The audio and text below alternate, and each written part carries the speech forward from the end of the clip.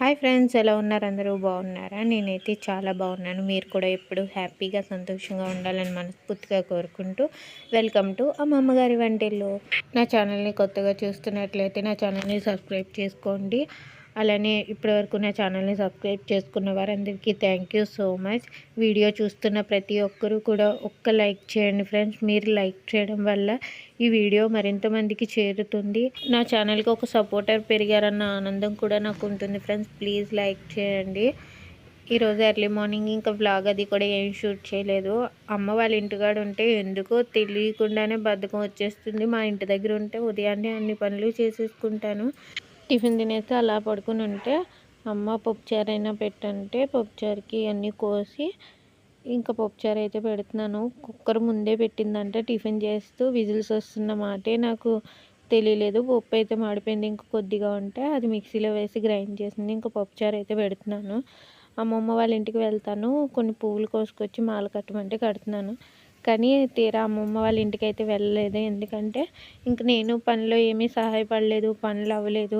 ఇంక ఇప్పుడు వెళ్ళి ఇప్పటికే 12 అయిపోయింది. ఇంకా వెళ్ళి ఉన్నట్టు ఉండదు అని చెప్పేసి ఈరోజు అయితే వెళ్ళలేదు. ఇంకా వర్ణోక కోసం నేనైతే బియ్యం కడుక్కుంటున్నాను. మేము ఎక్కువగా వర్ణోక ఉప్మా చేసుకుంటాం కదా. ఇంకా వర్ణోక అయితే అయిపోయింది. ఇంక ఇంటికి వెళ్ళాక గ్రైండ్ చేసుకుందాం అనుకున్నాను. కానీ అమ్మ అంది బియ్యం ఉన్నాయి కదా, ఎందుకు కడిగేసుకుని ఆరబెట్టేసుకొని ఆడేసుకో అంటే ఇంకా కడిగేస్తున్నాను. ఒక 10 టైమ్స్ అయినా బియ్యం కడిగేసి ఇంకా చీర వేసేసి పైన అయితే ఆరబెట్టేసాను. కొబ్బరి చెక్కలు కూడా ఎండ బాగా కాస్తడం వల్ల ఆరిపోయాయి. సాయంత్రానికి అయితే కొబ్బరి చెక్కలు తీసేస్తాము.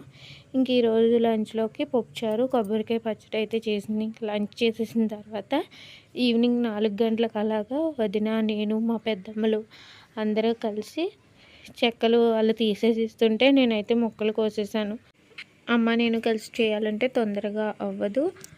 అలానే నలుగురం కలిసి కూర్చొని అలా కబుర్లు చెప్పుకుంటూ చేస్తే పని కూడా చేసినట్టు ఉండదు కదా అని చెప్పేసి ఇంకా నలుగురం కలిసి కొబ్బరి ముక్కలు అయితే కోసేసాము. నొక్కి కడిగిన బియ్యం కూడా ఆరిపోతే మిక్సీలో వేసి గ్రైండ్ చేసేసాను. కొబ్బరి ముక్కలేమో ఫ్యాన్ వేసేసి ఇలా ఆరబెట్టేసాము. జిగురు రాకుండా ఉంటాయంటే ఇలా ఆరబెడితే. ఇంకా మా పనులన్నీ పూర్తయ్యేసరికి ఫుల్ మేఘం పట్టేసి ఉరుములు గాలితో పెద్ద వర్షం అయితే పడుతుంది. ఇంకా డోర్స్ కూడా కొట్టేసుకుంటున్నాయి. ఇంకా డోర్లు వేసేసి నాన్నేమో టిఫిన్ తీసుకురమ్మన్నాను. ఈ వర్షం వల్ల ద్రాక్షారామ వెళ్ళలేదన్నారు. ఇంకా ఊర్లో సల్లపునుగులు ఉంటే అవి 20 రూపీస్ తెప్పించేసుకొని టిఫిన్ కింద అవి అయితే తినేస్తున్నాను. ఏదైతేనో కడుపు నింపుకోవడానికి ఇంకా అవి తినేసి కడుపు నింపేసుకొని వర్ణోకైతే గ్రైండ్ చేసేసుకున్నాను కదా, అది కూడా ఒకసారి జల్లెడి పట్టేసుకుంటే ఉప్మా చేసుకున్నప్పుడు ముద్దలా రాకుండా పొడి పొడిగా ఉంటుందని చెప్పేసి జల్లించేసుకుంటున్నాను. ఈ బియ్య పిండి కూడా వేస్ట్ చేసుకో అవసరం లేదు. ముగ్గు పెట్టుకునే పిండిలో కలుపుకోవచ్చు, లేదంటే గోధుమ పిండి అట్లా అవి వేసుకున్నప్పుడు అందులో కూడా వేసుకోవచ్చు. ఇంక ఇది ఒక డబ్బాలోకి వేసేసుకుని వర్ణోకంతా కూడా ఒక డబ్బాలోకి అయితే వేసేసుకుంటాను.